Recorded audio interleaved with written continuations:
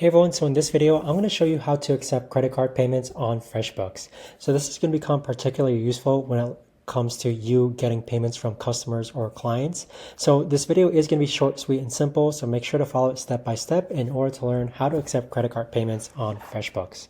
So what we're going to do first is go into our Freshbooks account. Then on the left-hand side, you want to click on Payments. So once you click on Payments, you're going to reach this page here.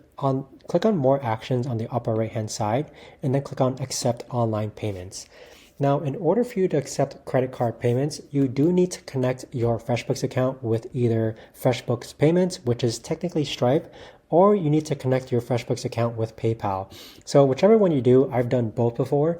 With Freshbooks Payments powered by Stripe, it took me about like 10 to 20 minutes for my Stripe account to be approved by Freshbooks.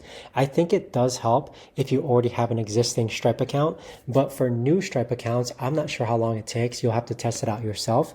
But once you actually connect your Stripe account with Freshbooks, you'll see that the credit cards accepted are Visa, MasterCard, Discover, Apple Pay, or Google Pay. For Amex, the transactions are a bit higher, but either way, once you connect your Stripe account with Freshbooks, you will be able to accept credit card payments. Now let's say, for example, you have a PayPal account already. You can actually scroll down and connect PayPal to your Freshbooks account. I did find that having an existing PayPal account made it a lot easier to actually connect PayPal with Freshbooks as well. But same thing, you can see the different credit cards that PayPal accepts.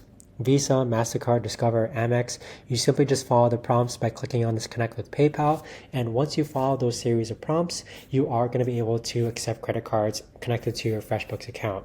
It's important to also note that only business PayPal accounts can be connected to Freshbooks, so make sure that your PayPal account is a business account in order for you to connect PayPal with Freshbooks.